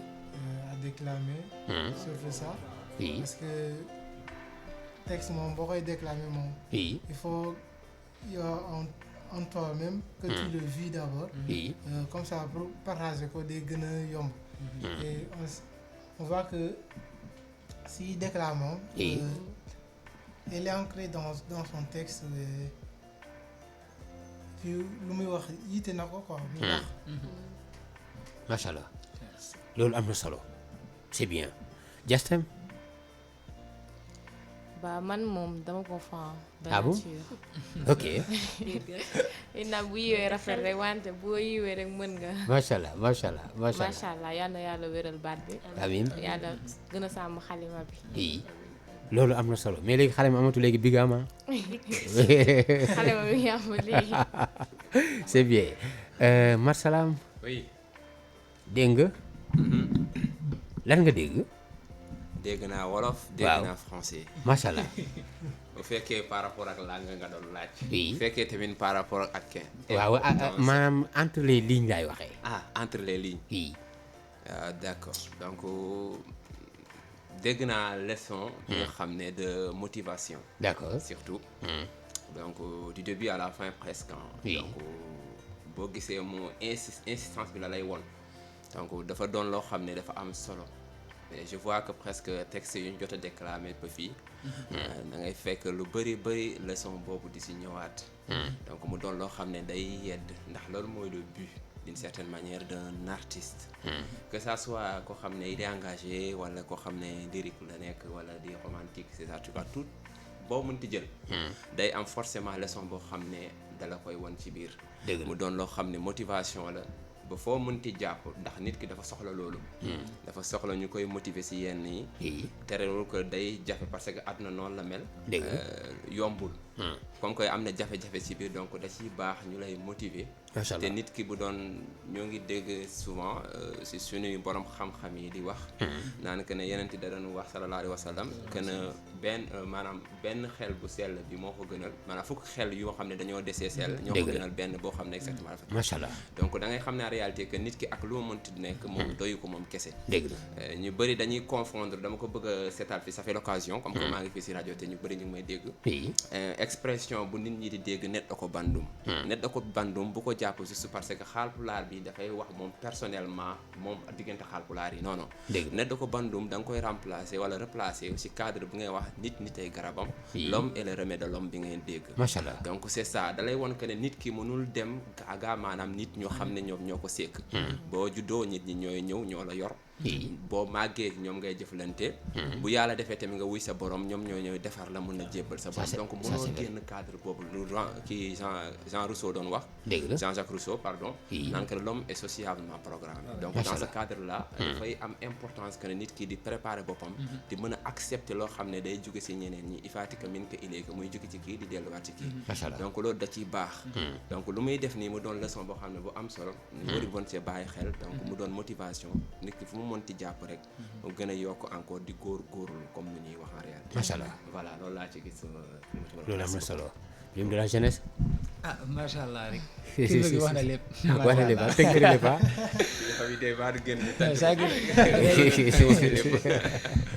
aussi. oui. man texam bi macha allah quoi keroog maa ngi koy mu ko déclamé. waaw. ne ko man texte su ma ko yoroon. oui. maa ngi koy ma ne ko man conseil de la vie daa koy tuddee quoi. su nekkoon man conseil de la vie. parce que waaw loolu la si def quoi. man si man.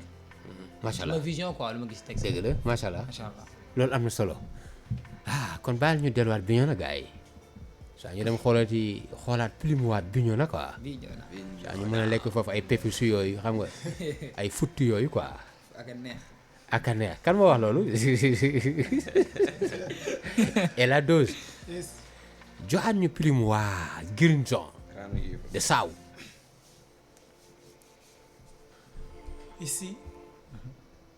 Ici, la vérité est maléfique et magnifique, la douleur des autres, l'horreur, la peur, c'est nous, les loups, les hommes d'État. Ce monde est sale, le diable nous drague, on baise les porcs, on viole les morts, et puis on part de jourophilie, non, de nécrophilie. Ici, des cris retentissent sur tous les toits, la quiétude prend froid, et des menaces, la violence prend place, elle s'installe, déballe ses bagages. Le mal, la haine, la guerre, le diable s'implante. Ici, des âmes se fusent et diffusent leur chagrin. Dans l'existence fleurissent des grains d'obscurantisme. Le désert sort plus aimant que nos adages et l'humanité comme une fleur fanée, sombre. Ici, on ne parle plus de beauté, non, mais d'utilité. De tes crachats abandonnés pour servir de thé au ver de terre, puisque rien ne se crée, ne se perd et que tout se transforme. Que deviendront nos mots arbitrés dans vos consciences de vos sciences sur le meilleur des hommes? À faire des hécatombes, dites-moi. Que la sérénité n'est point une tumeur pour nos inquiétudes et que de l'Égypte à la Grèce, l'homicide n'est plus éthique dans nos habitudes. Et moi, je vous parlerai d'amour. Oui, je vous parlerai d'amour. Même si dorénavant il est porté dans son impureté, je chanterai ses éloges. Dites-moi que nous ne sommes pas de ceux qui raturent l'espoir et de ma littérature naîtra un futur reposoir. Parce que c'est dans le rêve que l'on s'aperçoit, dans la solitude que l'étude prend forme et confort. Ici, c'est l'envol des colombes qui fait la splendeur dans l'univers de nos battements. C'est de nos fragments d'humanité que lutter de son humilité fait notre affinité, oui. C'était nous, soldats de la résistance, de la rébellion poétique. De l'encre humaniste sur nos pages, de la mélodie divine dans notre langage. C'était nous, à la quête de sourire, de fou rire, de lueur, de lumière, de liberté. car tout se réveille dans l'eau et c'est la lumière qui fait beau. C'est la flore qui essuie nos mots, mais c'est l'art qui nous fait. Dites-moi si c'est faux. Salam alaikum. Hey. Mais gars yi sama xel xamum dema demi-finale waru nekk entrée gratuite gars yi dañoo war a fay doogu dugg non gars yi dañoo war a fay doogu am accès ci complexe pour cette demi-finale est-ce que waratuñu éliminer le mot compétition ñu def ko benn monde boo xam ne échange lay doon gars yi déclaré ñibbi waaw. parce que li warul nekk compétition quoi gars yi vraiment Marsalaam oui commentaire il y a du talent oui il y a du talent d'accord Machallah. Donc j'ai beaucoup aimé. oui dafa commencer déjà d'abord par wone yenn vice oui yi nga xam ne ñu ngi ci société bi donc loolu moom ala kulli xaal du ñàkk macha allah waaw foo gis le bon y a le mauvais à côté donc loolu déjà xam nañ ko mais Matt dama lay laaj benn question moom sax duma ko laaj dafa ne rébellion ba si yàgg rek wàccaat na poétique waaw ban dégg-dégg aussi dafa indi rébellion banu kii ba pare mu wàcc ne poétique moom dafay nekk di sécuriser boppam pour l'instant xam na bu baax a baax est-ce que taxi bi bind ko si jamono naan rebelle affaire ay macha allah dafay nekk di sécuriser boppam xam na bu baax a baax parce que c'est ça boo déggee rébellion bi donc oui, d'accord. il y a révolte bi ci biir ça c'est vrai donc man surtout ça foofu laa koy bëgg a yóbbu surtout dégg la ndax en tant que koo xam ne élément la nekk bokk ci maillon nekk maillon bu bokk ci chaîne bi oui donc il a son mot à dire ça c'est vrai surtout donc c'est normal que mu toog parce que un poète ou un Oui. écrivain oui il va falloir que mu mun a génn un peu détaché wu Ça, c'est ci vrai. société bi nga xam ne moom moo ko couvé moom moo Dëgg ko entouré donc si lay mën a gis lu bëri pour mën cee wax dégg la mais bu fekkee da ngaa nekk c'est comme si boo jëlee exemple bu terre à terre ku nekk ci biir terrain bi c'est difficile exactement moom mu gis défaut yi wala nekk waaw nga nekk un entraîneur wala kenn ku nekk hors du terrain Oui. nga mën a xam exactement défaut yi fu ñu nekk ci biir Ça, c'est vrai. mën ko remplacer donc c'est ça qu'il a essayé de faire là Oui. donc dafa nekk da war a gis déjà lu fi nekk rappeler nit ñi ci benn instant loo xam ne mooy ici oui muy persister ci ici bi wan ne fu mu nekk la ci société bi muy dund la donc dans ce cadre là loolu rek doy na pour nit ñi mën a bàyyi xel bu baax a baax oui di xoolaat dundin gi surtout Macha Allah. donc ci jamono boo xam ne bu metti bu lëndëm boo xam ne ñu ngi koy dund actuellement ci Sénégal foo taal télé foo déglu rajo da ngay dégg gars yi meurtre gauche meurtre à droite donc Oui. c'est tellement difficile et tellement quand même compliqué Oui. nit ñi dafa mel ni yërmande bu fi waroon nekk buy wàcc ci ñun saa su ne nit ñi da nga ko faxas teg ko côté ça c'est vrai donc mu doon loo xam ne war nañ cee bàyyi xel bu baax a baax balaa su xol yi dañ def xeer quoi ça c'est vrai macha allah macha allah ah plume de la jeunesse dégg nga affaire yi ah waaw ok macha allah. cool na waaw figure de style yi mu utilisé. eh dafa texte bi lu ma gën a neex mooy da lay junj. da lay junj quoi métaphore quoi. métaphore ak bu y a un passage mais tout vient de l'eau. C'est ça qui me marque moi. macha allah tout vient de l'eau macha allah en tout cas naa la wax dara de moom ndox mu sedd muy rey teeñ la ah xam naa du gaaw a xam ni ma koy wax nii du gaaw a xam mais nag naan waa Bignona lan mooy ndox mu sedd muy rey teeñ quoi Jassem Jassem dégg nga sa waa ji dégg naa ko de dañuy nëbbu boppam.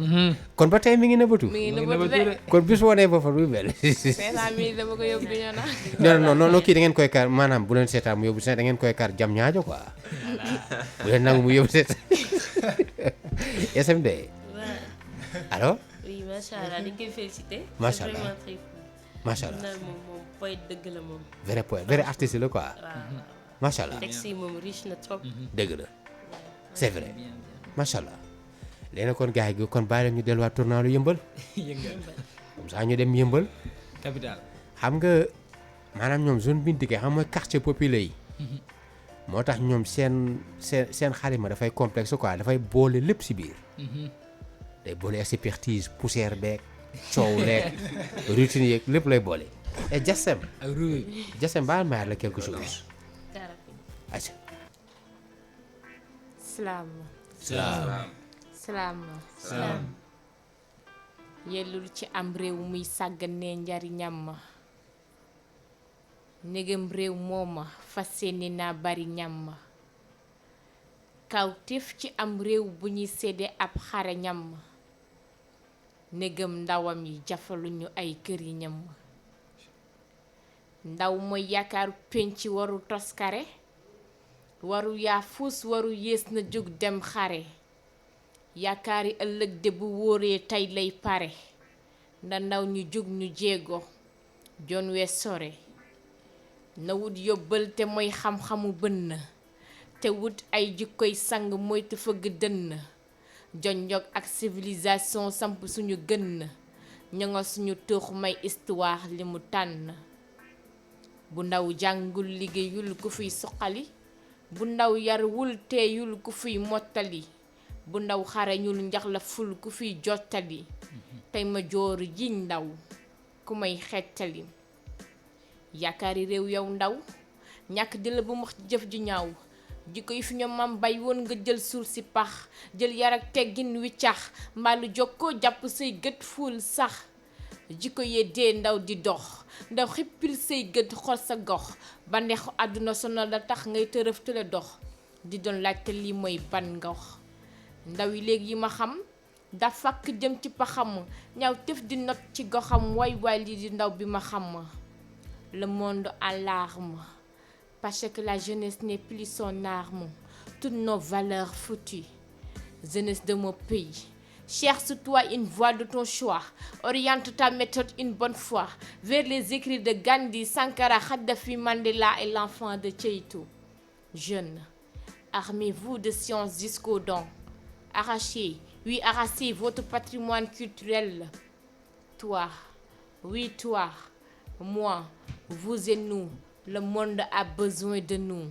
Car la vie, c'est la jeunesse. C'est toi, c'est moi, c'est vous et nous. La vie, c'est la jeunesse. C'est toi, c'est moi, c'est vous et nous. Slam. Salam. La dose. La dose déglu nga boobu ah. déglu naa ko c'est bien. Commentaire la dose.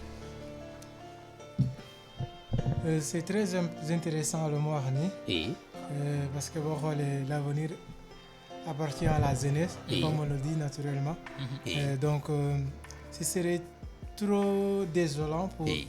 la jeunesse, surtout sénégalaise, de penser que le développement peut se faire en tournant le dos à nos valeurs, à nos cultures ancestrales. Ça c'est vrai. Donc, loolu déjà, lu ñu war a bàyyi xel. Parce que les anciens bàyyi nañu lu nga xam ne c'est toute une richesse. Ça c'est vrai. Bon, et boo xoolee ce qui défavorise ça le développement mooy maanaam on va s'aventurer dans des cultures yi nga xam ne maîtriser wuñu ko. Oui. Donc li nga maîtriser ko pour nga exceller foofu noonu day jafe. Ça c'est vrai. Donc vaut mieux d'aller se ressourcer fu ñu maam yi bàyyi woon. ñi mën a jëm ci kanam. Macha allah loolu am na solo benn commentaire juste après ñu dem si déclamer prime de la jeunesse. macha allah. Oui. xam naa ne benn jox ma ay cours olof rek ñoo macha gars yi dañuy bind olof yéeme na. macha allah comme nu mu ko waxee rek fin bi jeunesse. Oui. Comme disait maître Abdoulaye Wade rek wax ma ban ndaw jeunesse nga am moo la réew bi nga ami kon l'avenir d'un pays repose à sa jeunesse quoi. En résumé. Macha allah. Merci. loolu am na solo kon gars yi kon bàyyi la ñu demaat Matam quoi yoon bi dina sori na parce que foofu aussi sori na tàng na men demee lekk njur ñu xoolaat film waa Matam quoi. man damay bii pas changer tuuti. da ngay changé. waaw. et gars yi Haalpulaar yi nee na dañuy changé. dama envie nekk romantique tuuti. oh là là affaire je te t'aime yooyu ah. affaire dëgg bi ak conseil day metti trop. oui oui je te t'aime ah. léegi man dama bëgg léegi Sénégalais comme que la am na pàcc boo xam ne boo leen waxee loolu pare après da nga lay delloo si rëm tëm bi tëng beeg daal jigéen ñi fecc yooyu si yëpp gis nañ ko fi. donc macha voilà allah quoi. d'accord. ma bëggee ñi nga xam ne.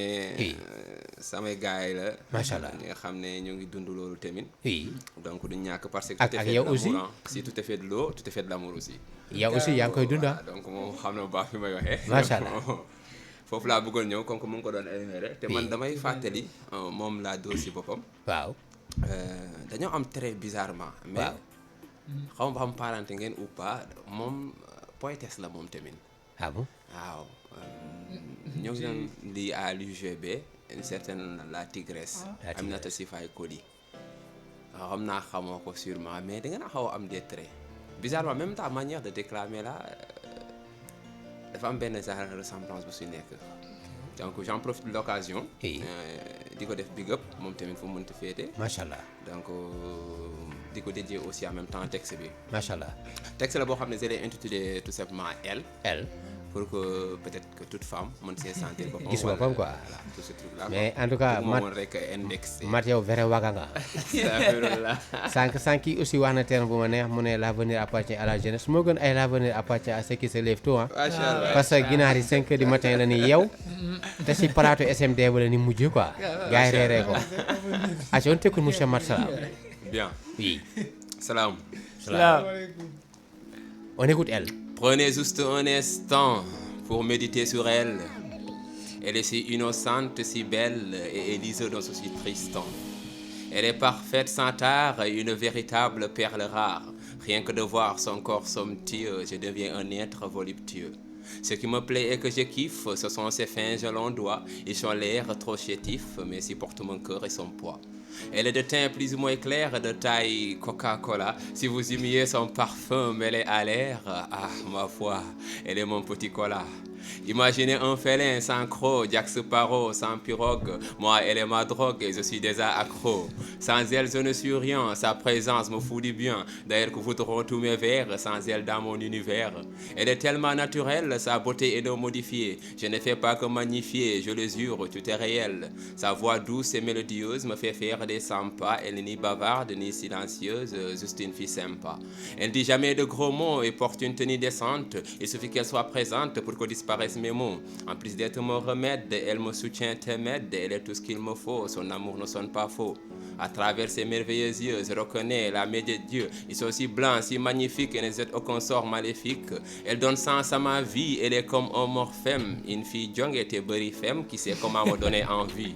Entendez-vous mon cœur qui palpite et qui bat? L'obtenir était un combat dont je suis sorti vainqueur. Aujourd'hui je l'ai, mais j'ai encore plus peur car la voir s'en aller sera une insupportable douleur. Elle me dorlote, me rend heureux. Elle et moi on s'amuse, elle m'inspire, elle est ma muse, source de mes vers amoureux. Si vous pouvez voir ses lèvres quand elle m'appelle bébé d'amour. Souvent nos ambassades elles les sèvres, mais c'est juste pour de l'humour. On est tout le temps ensemble comme l'être et son ombre. Vous pouvez voir ce qu'on ressent même dans les nuits les plus sombres. Peut-être que je deviens fou, oui, fou de mon Aphrodite. Je me tais, je médite juste quand elle me dit mon chou. Et quand elle me cajole, ne serait-ce que sur l'épaule, c'est mon âme qui frissonne. Wallah, je l'aime comme personne. Ma vie est un complexe livre, elle est la seule qui a su le lire. Elle est l'oxygène que je respire, donc sans elle je ne peux vivre. Alors réveillez-vous maintenant et dites qu'en pensez-vous. À moi qui devant vous me tenant de cette fille qui tout me de vous. Si une comme elle peut en confondre, cette dernière évitez d'y répondre, c'est une question rhétorique. Car en réalité, je sais qu'elle est unique. Salam. Salam. Eh gars yi masalam bi wagala mais masalam balay gars yi di commenter taay Coca-Cola mooy lan dégguma taay Coca-Cola mooy lan Coca-Cola taay bi mooy lan non na nga ko leeral na ko leeral non du ñàkk forme la rek waa léegi donc bu ñu waxee taay moom ñu ngi si forme waa léegi waa forme Coca-Cola ak forme canette yow léegi xoolal Coca avant yi rek nan la bouteille doon mel rek neen moo xool Coca-Cola avant yi quoi bouteille avant yi waaw verre yooyu waaw kay très bien Joseph ban commentaire nga am ci bi El dina kontaan de. macha allah ñu wax El kan la sax. ku nekk mën na si yëg boppam bu la neexee sax déedéet non ku nekk ñu gis boppam parce que am ñoo xam ne forme canette lan yor quoi maanaam moom nee na ku nekk ñu si gis boppam ñu yor forme Coca-Cola ñu si gis seen bopp parce que am ñoo xam ne ay yoruñu forme Coca-Cola voilà ñii ay canette ñii ay leneen ak leneen quoi ñoo exclure seen bopp en tout cas c'est interdit au moins de 12 ans ou bien 16 ans SMD noo gisee taxi mooy taxi bi c'est interdit au moins de 16 ans. Madou. Oui, bien sûr. Moins de 16 ans. Moins de 16 ans, c'est bien. Ah, l'histoire ce n'est entre celui qui raconte et celui qui écoute. Voilà, kon c'est bien. Ça dépend. SMD déglu nga lii ah. déglu nga taxi bi. waaw déglu naa kay. mais taxi bi maanaam amul akum taalibe ah. amul. maanaam taxi bi amul taalibe. texte bi ah xam nga poète moom surtout slameur sa laay wax moom waaw xoolul dara xoolul ko jekkoo rek foofu la koy bindee macha allah waaw inspiration fu mu ñëwee rek noonu la koy bindee macha allah mbaa ngeen am excès de liberté mbaa du slameur ou bien poète dañoo am excès de liberté Excès de liberté. maanaam liberté d'expression laa bëgg waaye quoi. d'accord waaw. d'accord kon c'est bien. léegi nag bëgg nañu clôturer en beauté avec Plume de la jeunesse parce que moom mooy ñëw clôturer maanaam bu paree ñu lalli basan yi delloo baadaat kaase yëpp quoi comme ça ñu xool jeudi yan ñooy ñëwaat fii. Plume de la jeunesse yow yaa clôturer mais bis boo nekkee pas ba tey Plume de la jeunesse lay nekk après. waaw du ça. ok kon c'est bien. Slam. Poète, poétise ton Afrique, poète. Poétise ton Afrique, poète. Car ton Afrique était une terra incognita au sud des Canaries. Et le mot Afrique provient de la tribu des Banu, Ifran, tribu amazique, dont l'ancêtre est Ifran, appelé aussi Iforan, Ufuraces ou Affaire. Et selon Ibn Khaldoum, ce terme signifie en langue berbère, grotte ou caverne. L'histoire naît de l'histoire. Vouloir, c'est pouvoir. L'histoire de l'Afrique commence avec l'apparition du genre humain. Car il y a 2,6 millions d'années, le continent fut le berceau de l'humanité. Et la préhistoire de l'Afrique est littéralement la préhistoire de l'humanité. L'Afrique est un continent de l'oralité ou la rareté des documents écrits. Moralité. Être africain, c'est être le roi du monde. Être africain, c'est être le roi du monde. Le premier homme en Afrique, c'est l'homme moderne, qui voyagea et changea le monde. Connaissez-vous l'ancien nom d'Afrique? Al-Kéboulan, qui est le plus ancien nom d'origine indigène. Ce terme signifie littéralement le genre d'Éden, ou mère de l'humanité. Poète, poétise ton Afrique, poète. Poétise ton Afrique, poète. Dévoiler les mots par les mots, bercer le berceau, monte là-haut et observe ton Afrique briller. L'Afrique brille d'excellence et ses terres fleurissent d'espérance. Les pères ont brisé les chaînes, mais les fils ont semé les graines de la haine. Noirci la douleur au fond de leurs veines. Sang noir qui se verse, sont dans le noir qui me berce. Sang noir qui se verse, sont dans le noir qui me berce. Pitonnez le passé et laisse le présent et la future juger. Oh monsieur le juge, écoutez-moi. J'aimerais partager avec vous mon rêve d'hier qui sera le futur, Inch'Allah. Hier soir, monsieur le juge, j'ai rêvé. J'ai rêvé d'une Afrique chérie, d'une Afrique amie, d'une Afrique unie, d'une Afrique bâtie, d'une Afrique libre. J'ai rêvé avec des mots apaisés, des mots engagés, des mots ingénus, des mots ingénieux, des mots porteurs. J'ai rêvé là où la division a fui, là où le patriotisme s'épanouit, là où la solidarité revit, là où demain, des l'aube sans cesse. Vivre, j'ai rêvé, la haine démissionnée, les nations recousues, les peuples vivent mieux et les citoyens à l'honneur.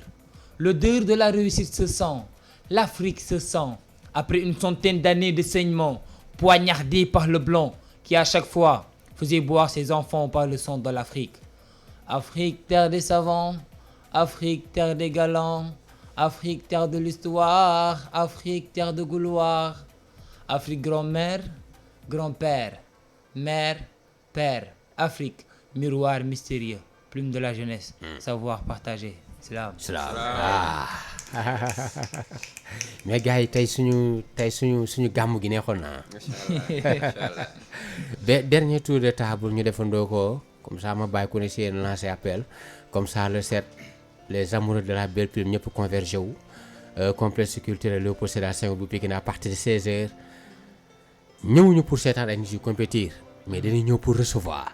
public bu nar a ñëw dafa nar recevoir ñoom ñoo nar a gagné parce que yéen fa dégg ay xeetu lyrique bu ne. xeetu déclamé bu nekk xeetu message bu nekk. kon donc ñi nar a gagné mooy sama genre gi nga xam ne dañuy ñëw fas yéene toog jàkkaarloog plateau bi. Lasu woot ku si nekk dernier tour de table Jassem lan mooy doon sa lan ngay lancé pour le 7. maa ngi jox rendez-vous ñëpp ñu ñëw le 7 septembre 16h complexe Léopold Sédar Senghor Pikine. Venez déguster les verres de mes champions. Macha allah pour bi clair. acca ki si topp. Macha allah tout d'abord nuyu ñëpp rek. comme toujours. d'accord et le 7 inchallah Pikine ñoo ngi invité ñëpp a ngi si biir na ñëpp ñëw l'entrée gratuite personne ne perd tout le monde gagne kese jaajëf ki si topp